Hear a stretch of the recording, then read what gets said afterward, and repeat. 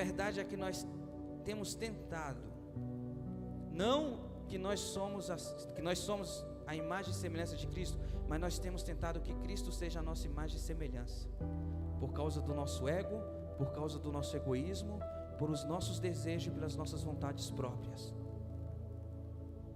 E aí dentro de você, você sabe que é isso que tem que acontecer.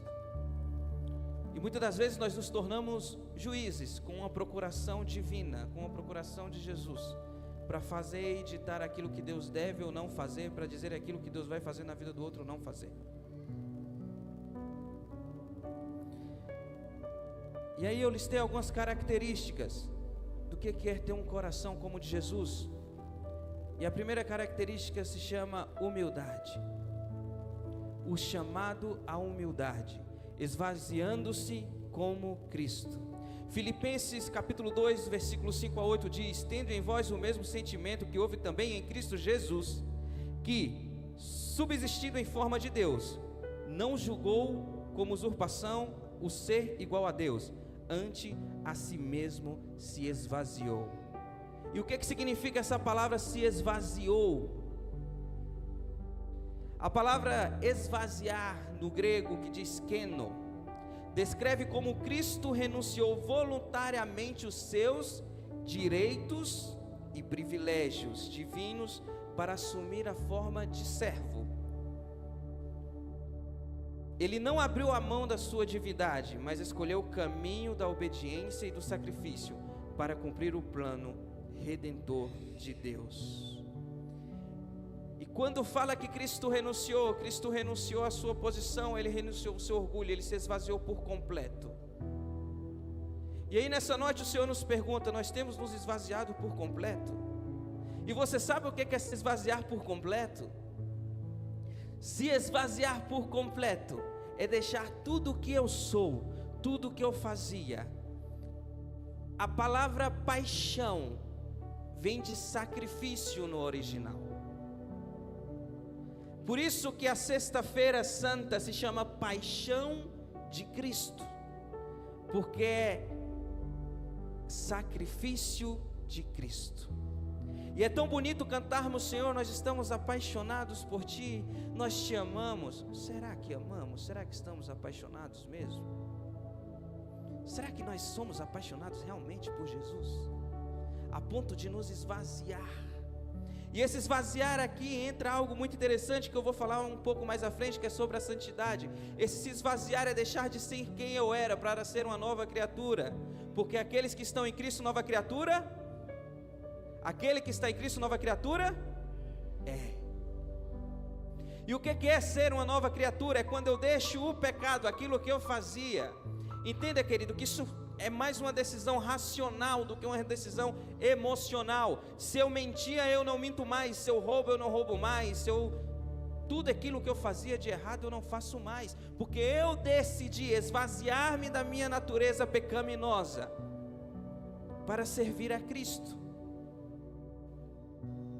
E quantas vezes nós achamos que sabemos algo, nós achamos que somos alguma coisa? O pastor Bruno já pregou aqui dias atrás, que ele disse que nós não somos esse alecrim dourado que nós pensamos ser, porque de fato nós não somos. Nós somos servos, escravos de Cristo. Nós estamos aqui para servir. Entenda, querido, que nós não estamos aqui para receber aquilo que Cristo nos dá. Tem promessa, tem milagre, mas esse não é o ponto central do Evangelho. O ponto central do Evangelho, ele está no meu arrependimento, em eu ser nova criatura, em eu ser uma nova pessoa, em eu ser um novo homem, ser uma nova mulher para servir a Cristo. É fácil?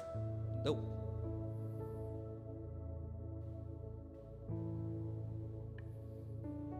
E às vezes a gente confunde o servir a Cristo, né, às vezes com lavar o banheiro da igreja. É também servir o reino de Deus.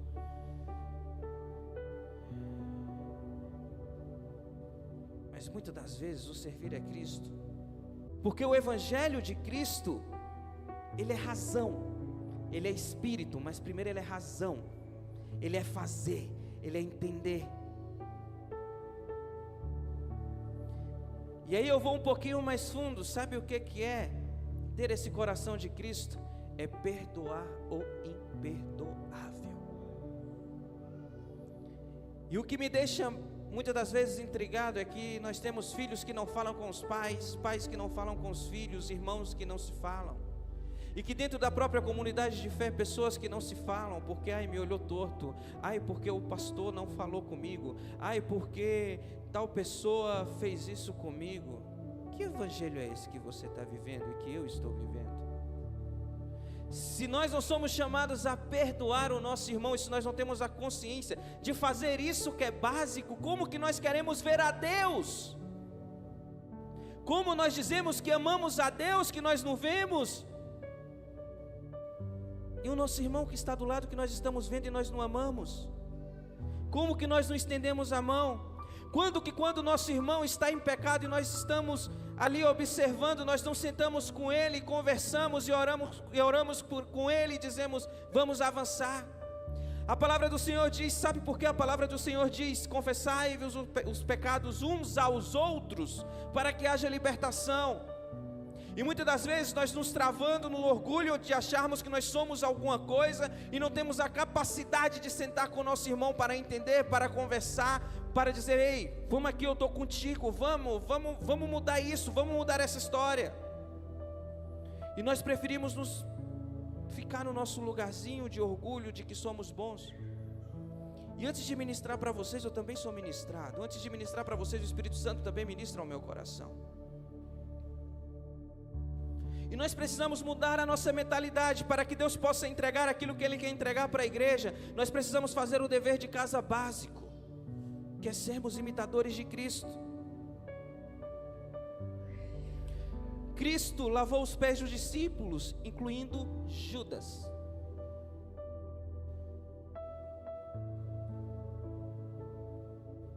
Judas traiu Jesus. Jesus sabia que Judas ia o trair.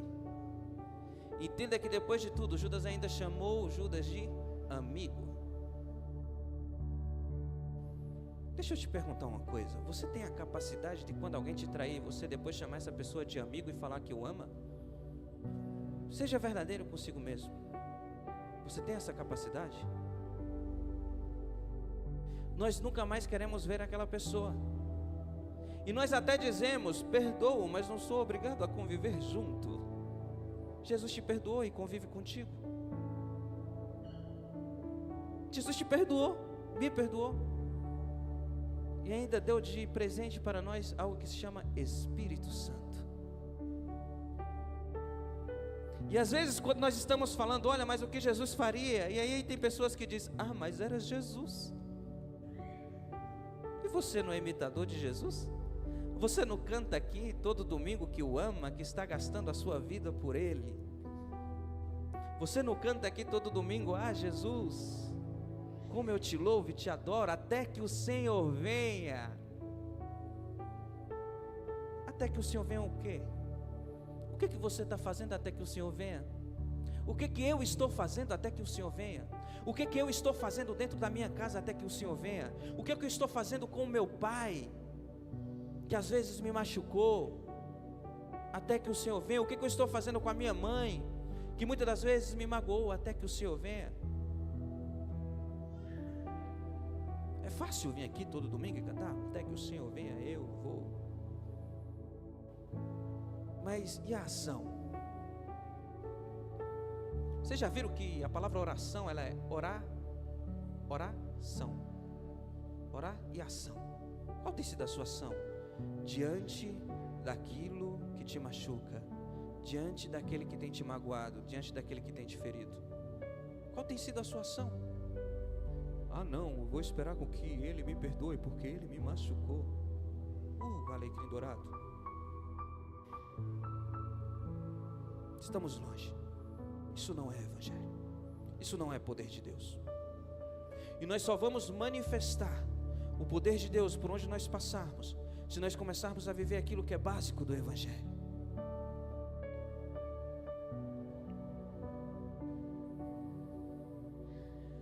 Talvez você já tenha ouvido em outras pregações sobre um amor que se chama amor ágape.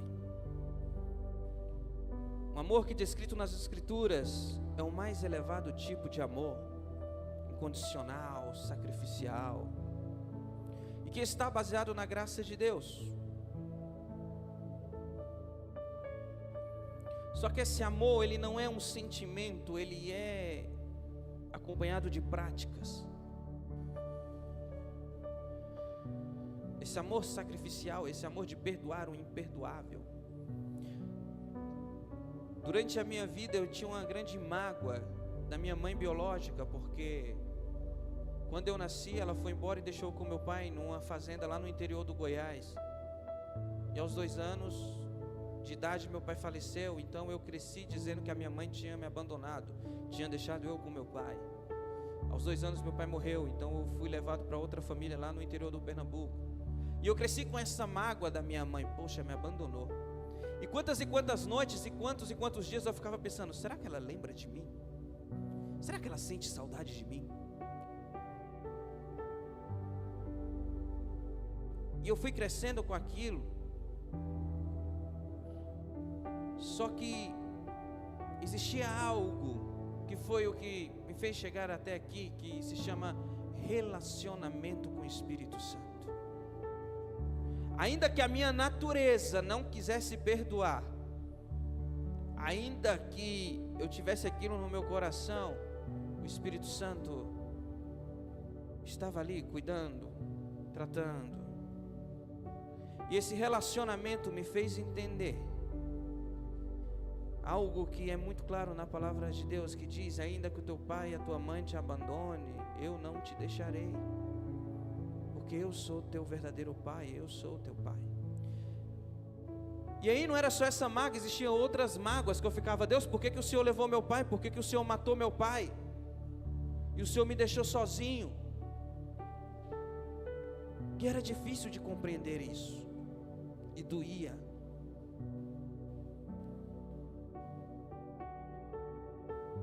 Até que um dia eu cresci e eu vi que eu não era merecedor de nada.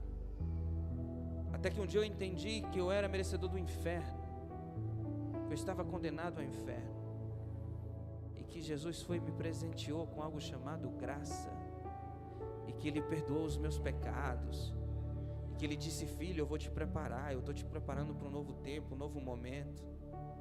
E por que eu estou dizendo isso? Que nós não podemos permitir com que as nossas mágoas atrapalhem o agir de Deus na nossa vida.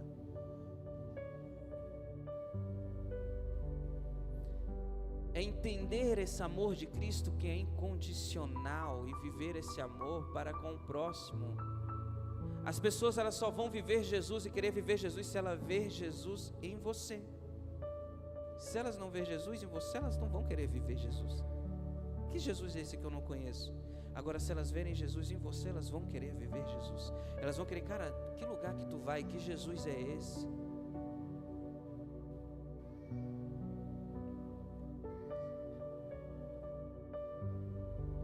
Amar verdadeiramente é se oferecer em sacrifício, como Cristo fez por nós.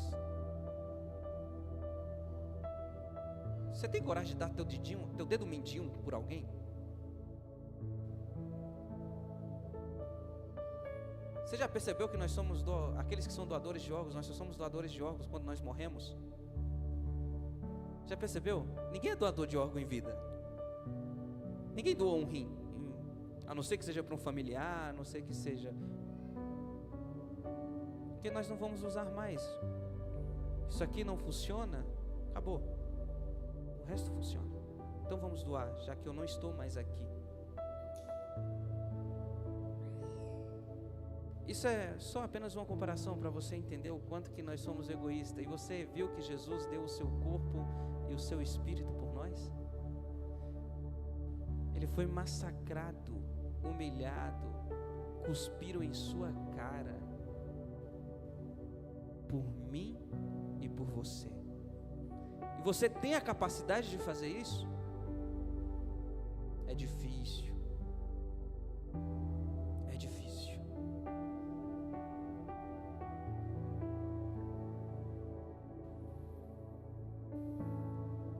E aí, quem conhece aquela passagem dos amigos que levaram um paralítico para Jesus curar, e a multidão não deixava ele passar, e aí trouxeram por cima do telhado, e abriram o telhado para que o paralítico descesse e que Jesus curasse. Quantos conhecem?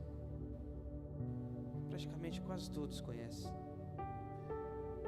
Marcos capítulo 2 conta muito bem essa história, onde fala: alguns homens vieram trazendo-lhe um paralítico, carregado por 4 deles. Não podendo levá-lo até Jesus, devido à multidão, removeram parte da cobertura do lugar onde Jesus estava, no caso o telhado, e pela abertura do teto, baixaram a maca em que estava deitado o paralítico. Vendo a fé que eles tinham, Jesus disse ao paralítico: filho, os seus pecados estão perdoados. E aquele paralítico foi curado. E eu te pergunto, você é esse amigo que leva o paralítico para ser curado por Jesus? Ou você é o amigo que passa a perna, ou você é o amigo que fala mal, ou você é o amigo que faz chacota, ou você é o amigo que ri, ou que amigo é você? Quem tem estado ao seu lado? Quem tem estado ao seu lado? Há muito tempo atrás eu ministrei aqui sobre os discípulos, aqueles que fazem, os seguidores, aqueles que seguem e observam, e aquele que senta na mesa para descer a lenha naqueles que fazem, naqueles que são discípulos. Mas antes de tudo, eu quero que você entenda aqui que eu não estou passando a mão na cabeça de ninguém. E nós vamos chegar nessa parte. Que tipo de amor nós temos oferecido? Que tipo de amor nós temos? Nós fazemos parte de uma igreja que se chama Real Amor. Que real amor é esse? Será que você, no seu egoísmo, você aceitou esse real amor e ficou só aqui dentro para você esse real amor? Ou você tem exercido esse real amor? É um desafio para mim, porque eu tenho que exercer esse real amor em todos os lugares. É na faculdade, é no hospital, em todos os lugares, lugares que pessoas que não acreditam em Deus, pessoas que têm um poder aquisitivo muito alto, e que elas acham que o dinheiro é tudo, e eu tenho que exercer esse amor lá com essas pessoas. E eu vou confessar, às vezes dá vontade de dar uma taca, de dar uma porrada. Eu tenho exercido esse real amor, eu tenho que exercer, porque isso é uma decisão, não é um sentimento.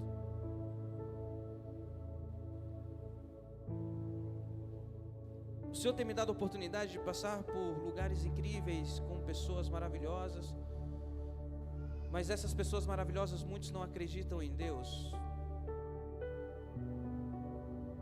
muitos não vivem Jesus, pessoas que têm um poder aquisitivo muito alto,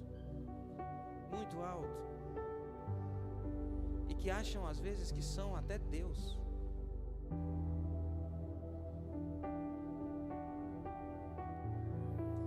Pessoas que compram um animal que custa $250 mil.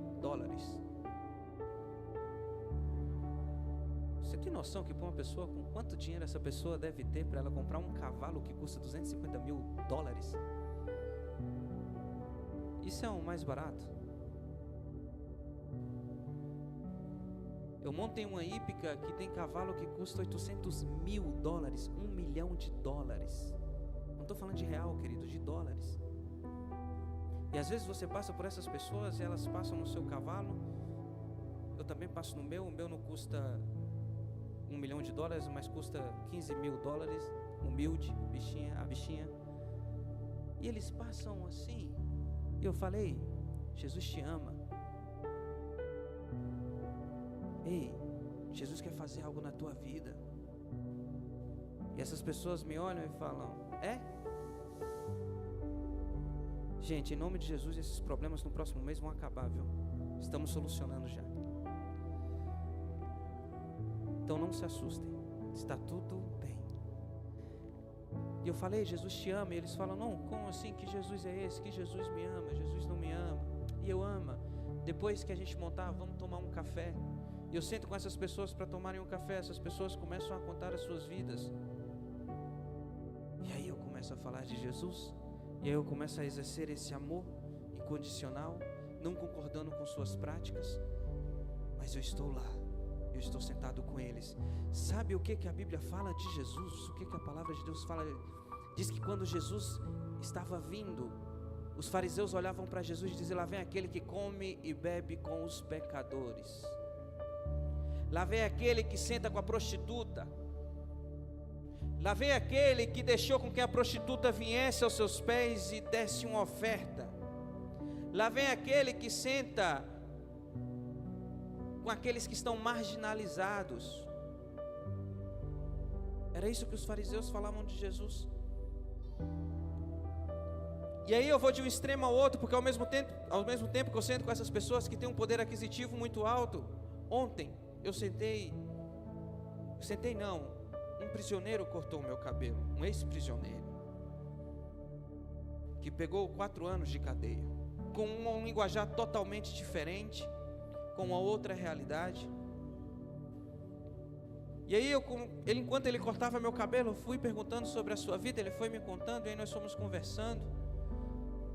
E aí eu falei de Jesus para ele, e aí ele entendeu algumas coisas, e no final ele disse: pega meu número, esse domingo eu não vou na sua igreja não, mas no próximo domingo eu quero ir lá com a minha mina.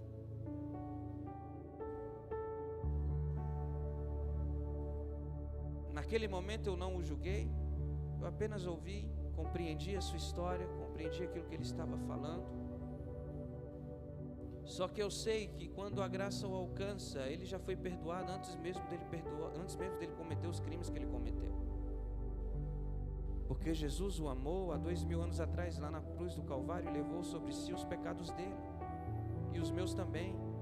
E eu não sou melhor do que ele, porque eu mereci o mesmo lugar que ele. Todos nós merecemos o mesmo lugar, independentemente de quem você é. Quantos são voluntários aqui na Real Amor? Quantos são voluntários? Levanta a mão mais alta. Você que não levantou a mão, por que você ainda não é um voluntário? Por que você não gasta um pouquinho, não é nem a sua vida, tá? Porque gastar a vida é um pouco mais profundo do que isso. Um pouquinho do seu tempo para servir ao ministério, para querer entender como funciona a igreja. Será que a igreja tem algum projeto social que ajuda pessoas na rua? Como que será que funciona? Quantos aqui são dizimistas? Agora me assustou. Quantos aqui são ofertantes? Você sabia que aí sim entra também um pouco de gastar a vida, porque dinheiro é suor. Nós trabalhamos, e aí quando nós ofertando, aí sim nós estamos gastando a nossa vida, porque foi trabalho, foi suor. E você sabia que o seu dinheiro que entra aqui dentro não é para pagar salário de pastor, porque nós não temos salário. Deveríamos ter, ao menos os pastores de tempo integral. Não é para comprar carro de pastor. Eu nem vou contar como é que está o carro do pastor Bruno, que é misericórdia. Mas não é, gente. É para pagar o aluguel daqueles que não têm condição de pagar o aluguel. É para comprar cesta básica para aqueles que não têm condição de ter uma cesta básica, e pessoas que nem vêm aqui na igreja. Porque a obra do Senhor não é sobre quem vem à igreja, a obra do Senhor é sobre quem nós somos em Deus. E tem mês que a conta não fecha. Não fecha de jeito nenhum. E é difícil. Porque imagina, se coloca na nossa situação de pastor. Estamos vendo o aluguel da irmã que está para ser despejada e o aluguel da igreja para pagar. Como que você acha que fica o nosso coração? Sério, pensa comigo. Entre dar uma cesta básica e pagar o aluguel da igreja, como que você acha que nós ficamos? Mas o Senhor provê, porque a obra é dele. Mas nós somos humanos e nós ficamos loucos. Os pastores lá no Canadá, o Will e Priscila, eu na Argentina, os pastores aqui no Brasil. Mas olha o tamanho da nossa comunidade. E hoje está até vazio. Imagina o estrago que nós podemos fazer em amor. Sempre tenho falado revolução em amor. Se nós ofertarmos, se nós formos dizimistas. Nós não pregamos uma teologia da prosperidade, porque é uma teologia muito barata. Porque imagina comigo, isso Paul Washer falou, um grande pregador, ele disse: olha, imagina que eu estou aqui com $1 milhão. $1 milhão para te dar. E eu tenho algumas meias velhas usadas. O que você escolhe? $1 milhão ou as meias velhas usadas? $1 milhão e as meias velhas usadas. O que você escolhe? O que você escolhe? Você? O que você escolheria? O dinheiro, $1 milhão. E sabe o que às vezes acontece? É que esse $1 milhão é a salvação, e essas meias usadas é as barganhas que falam por aí, que se você der, Deus vai te dar, se você der, você vai enricar, se você der. Não, a obra de Deus não é sobre isso. Deus vai te abençoar, vai, é uma promessa bíblica, porque a Bíblia fala, se Ele cuida dos passarinhos, imagina você, que é a imagem e semelhança dEle. Você está entendendo que não é sobre aquilo que Deus pode me dar, mas que Ele pode me dar, e Ele vai me dar, mas que existe algo muito maior, que é a salvação que nós recebemos, e essa salvação que nós precisamos levar daquelas portas para fora. Quantos levantaram a mão aqui no início da ministração? Quantos levantaram, na primeira oração que eu fiz, quantos eram aqueles que estavam dispostos a viver aquilo que Deus tem para entregar no Brasil? Quantos? Glória a Deus. Porque a partir de hoje, querido, nós vamos passar a viver isso. Nós vamos passar a ser preparados para o avivamento que Deus está para derramar sobre o Brasil.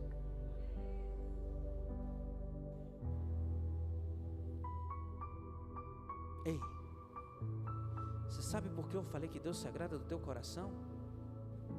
Porque Ele está te preparando para algo muito grande, muito poderoso.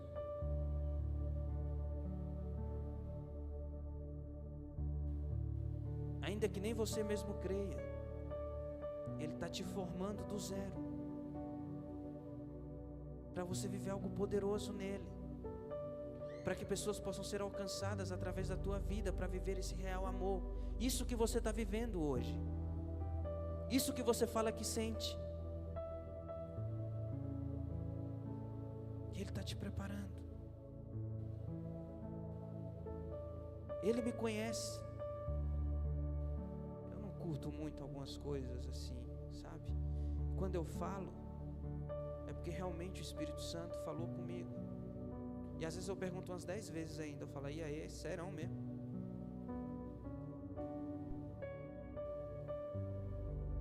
Por isso que eu disse para você, fica firme.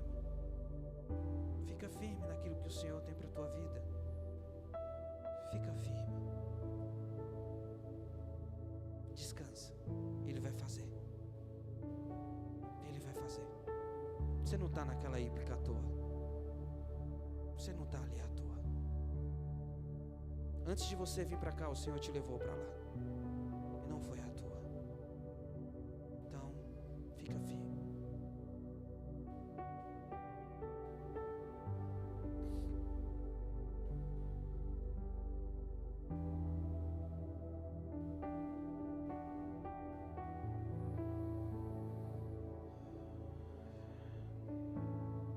Espírito Santo. Quantos querem ter um coração como o de Jesus? Quantos querem viver esse amor?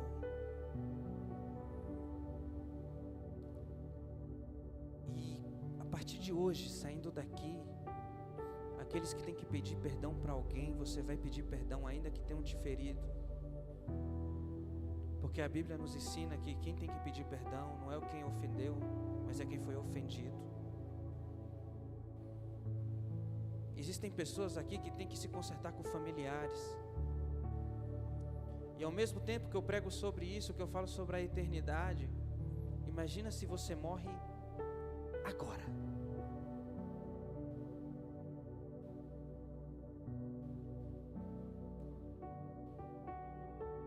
Meio do ano passado eu estava atendendo um paciente, já um pouco, tinha seus 65 anos.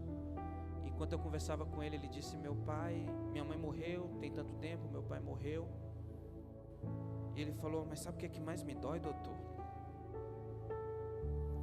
E em espanhol parece que fica mais romântico, né? Mexe mais com a gente. Ele sabe o que é que mais me dói, doutor? É que minha mãe morreu e eu não falei com ela. Eu não falava com ela. E todos os dias, eu aqui nesse hospital, eu peço para morrer. Porque eu carrego isso comigo. Queridos, nós não sabemos o dia de amanhã. Nós não sabemos, o Senhor pode nos levar agora.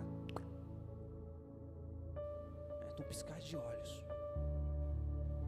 E o que nós precisamos perdoar e pedir perdão?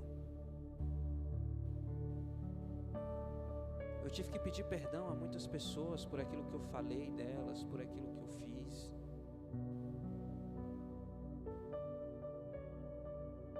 Para que eu pudesse destravar algumas coisas na minha vida. Não para destravar, não por mim, mas pelo Evangelho, por Cristo.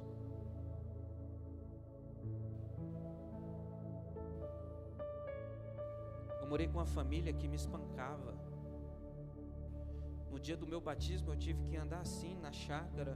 Me batizei assim, fiquei o dia todo assim, porque meus braços estavam todos roxos, que eu tinha levado uma baita de uma surra. E naquele dia, enquanto eu era batizado, eu tive que perdoar. Aos 11 anos de idade, entraram com um pedido de processo de adoção meu. E aos 14 anos me devolveram para o orfanato. Eu teria tudo para ter um ódio da igreja. Porque as pessoas que fizeram isso eram da igreja, eram pastores. Tinha tudo. Mas aí o Senhor falou, porque o coração que eu estou te dando é o meu coração, e não o coração do homem. E depois de 5 anos eu tive que voltar lá naquela igreja, e eu que pedi perdão, porque foi isso que Jesus me ensinou. E ainda trabalhei lá durante uns bons anos. Implantamos projetos lá que estão lá até hoje. Projetos grandes. Mas eu tive que fazer porque eu decidi imitar a Jesus. Eu decidi dizer, Senhor, eu te amo, eu quero ser como tu. E ele falou, quer ser como eu? Então volta lá e pede perdão lá para quem te devolveu no orfanato. Porque quando estavam me crucificando, eu olhei e disse, Pai, perdoa eles, pois eles não sabem o que fazem.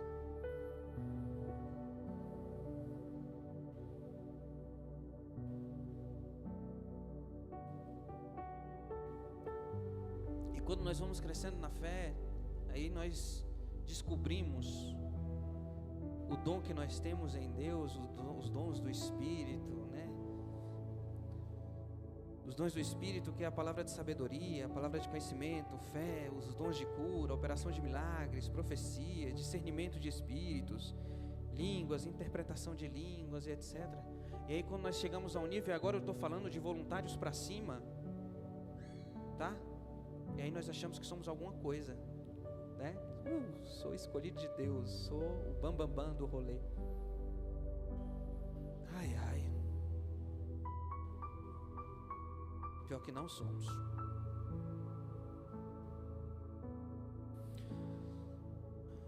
Aquilo que nós fazemos dentro da igreja, quando exercemos aquilo que o Espírito nos dá, os dons do Espírito, eles não são para exaltação pessoal, mas para edificar a igreja e glorificar a Deus. Você que é líder de ministério, você não é o bambambam, queridão. Tá? Isso que você faz, você que prega, eu que sou pastor, fui ministro de louvor e ainda sou quando precisa, músico, já fui dançarino, ator, já fiz de tudo na igreja, não sou nada. Porque tudo que eu tenho e tudo que eu sei é para glorificar a Deus.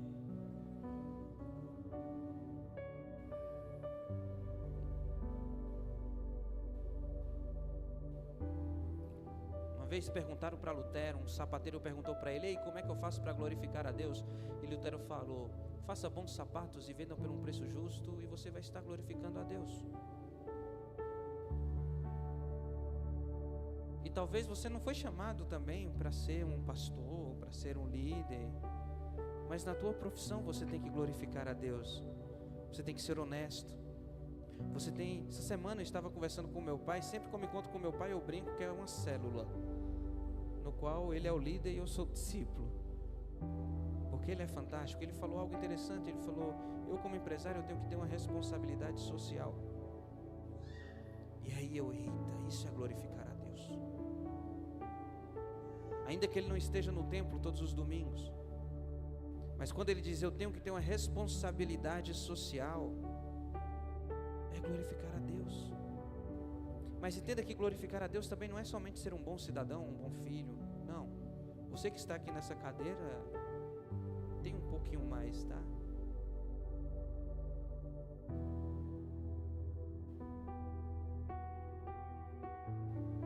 E aí? Agora eu quero falar de algo poderoso, que se chama o fruto do Espírito. Quantos já ouviram falar no fruto do Espírito? Enquanto os dons mostram o poder de Deus, o fruto revela o caráter de Deus em nós.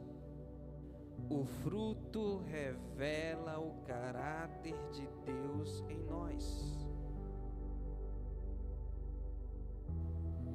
E quando nós buscamos o Espírito Santo, é para glorificar a Deus ou é para benefício próprio?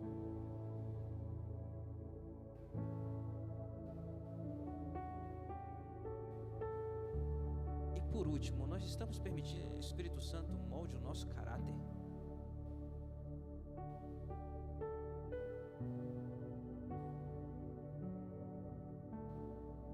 Estamos permitindo que esse dom molde o nosso caráter? Que esse fruto, molde o nosso caráter?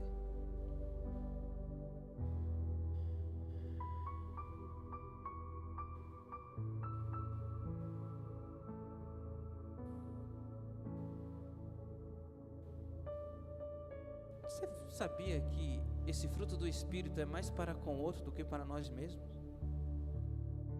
É sobre o outro, não é sobre nós? Porque nós falamos muito, né, sobre o fruto do Espírito.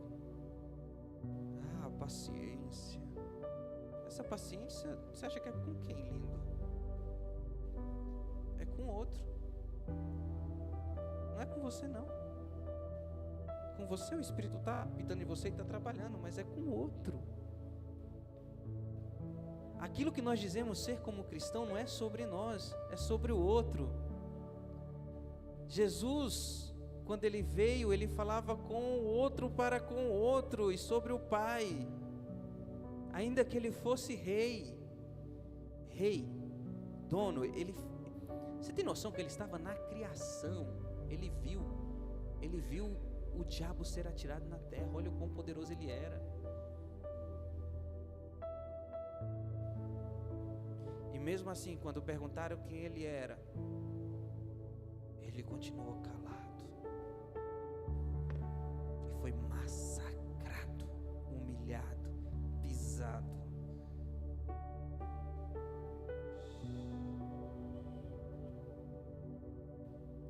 O que nós estamos comunicando como cristão? Eu acho muito interessante, porque quando eu converso com os meninos da Flyer, Bruno, Leandro, quando eles falam da Flyer, que eles falam que Flyer é folheto, e que folheto comunica, que folheto eu tenho sido? Que folheto você tem sido? O que está escrito aí em você, que você tem comunicado para o outro? O que está escrito aí em você? Lorenzo, o que você tem comunicado às pessoas que sentam lá na sua cadeira, na sua barbearia? O que as pessoas têm lido em você como folheto?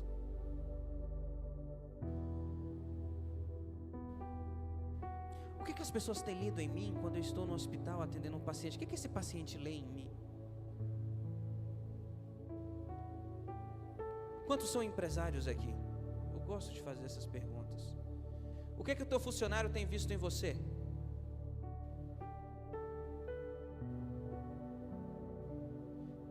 Quantos são funcionários CLT? O que é que o teu patrão tem visto em você? O que é que ele tem lido nesse folheto?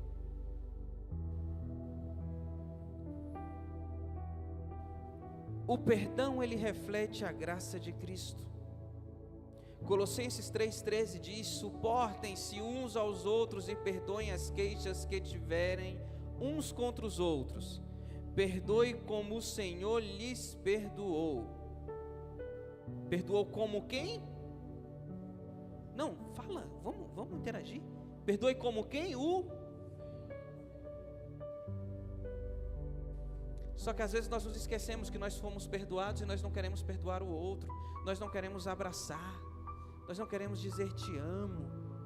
Nós temos dificuldade de dizer te amo a quem nos feriu.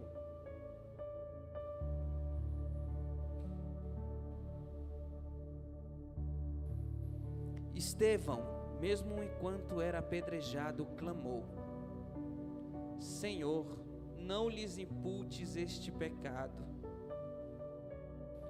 Estevão, que foi apedrejado, ele até o último suspiro, ele refletiu o perdão de Cristo.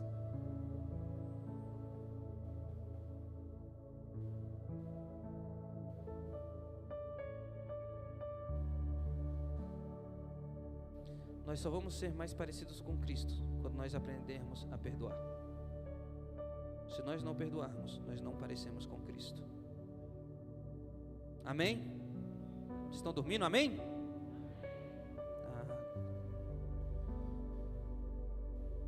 E para finalizarmos,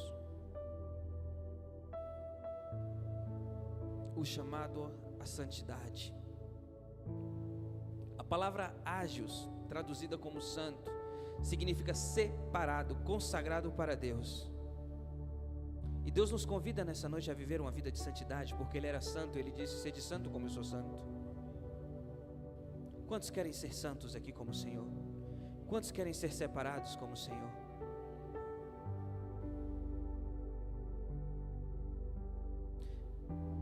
E essa ministração, ela vai ser dividida em 3 partes. Essa foi a primeira parte. Nós vamos ter mais 2 partes.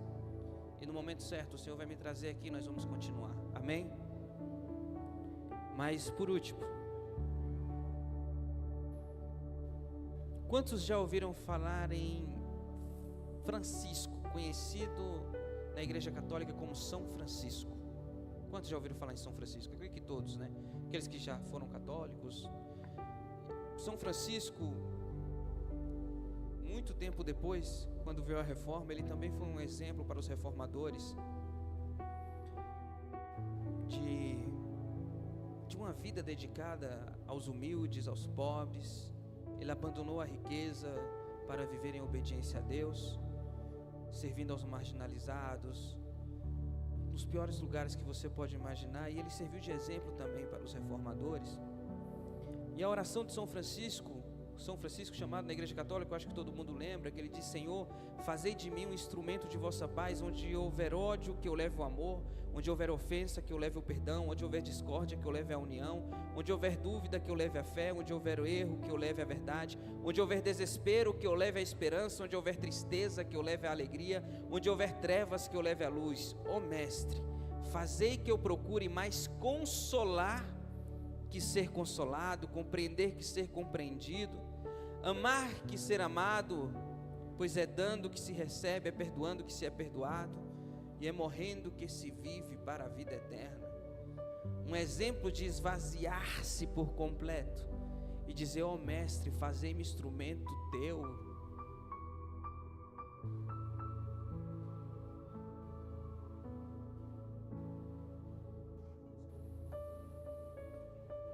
O coração de Cristo, queridos, Ele é nosso modelo. Se nós todos os dias não buscarmos sermos parecidos com Cristo e termos esse coração, nós estamos falhando na nossa missão aqui e falhando como cristão que dizemos ser.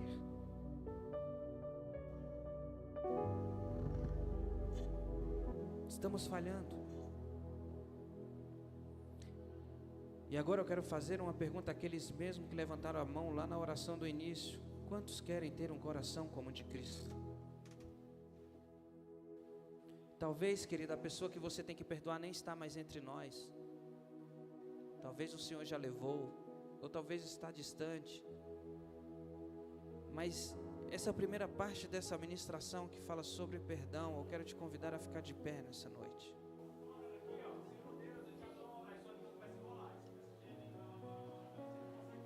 Entenda que eu nem ia ministrar sobre isso, eu ia ministrar sobre o bom samaritano. Mas tem pessoas aqui que eu sei que tem que perdoar e que precisam ser perdoados.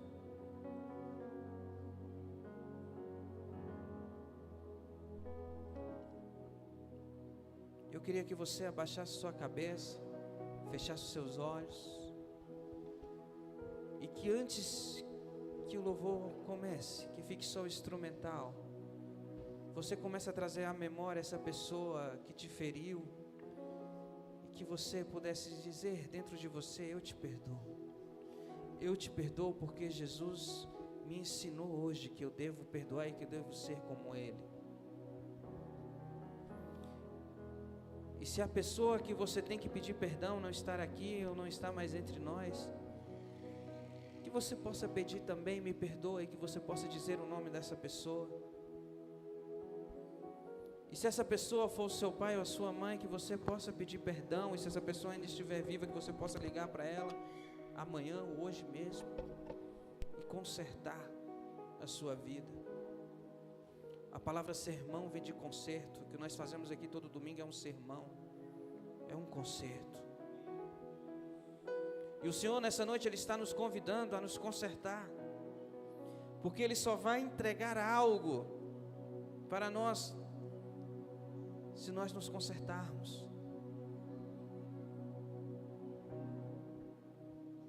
E que você começasse a falar com Deus aí no seu lugar. Os diáconos, que você possa interceder nessa noite. O Espírito Santo de Deus já está nesse lugar e o poder de Deus já está trabalhando em nós.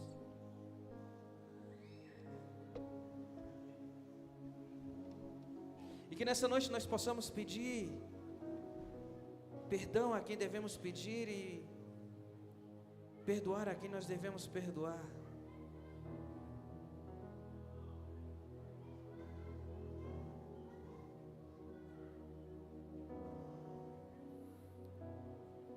Talvez foi um pastor que te feriu e você travou o teu ministério.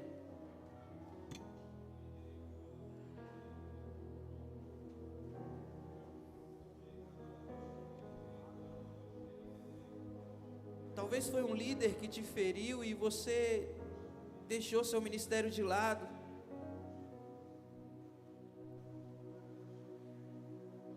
Talvez porque você foi chacota em algum lugar por servir a Deus. Talvez porque você não concordou e você decidiu chutar o balde e sair. E nessa noite, eu como pastor, pela autoridade que o Senhor me deu, eu te peço perdão como pastor. Se algum pastor por aí te feriu e isso travou o teu ministério, travou a tua caminhada, me perdoa. Me perdoa.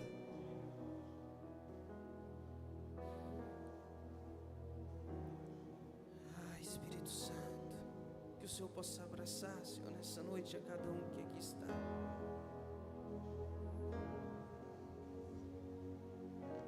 E você que tem medo de iniciar o seu ministério porque escutou de A ou B, qualquer coisa que te fez sentir medo de se entregar a esse amor de Cristo, de se entregar ao ministério, de viver esse real amor, eu te peço perdão por essas pessoas, porque o Cristo Ele é verdadeiro e a igreja ela é viva.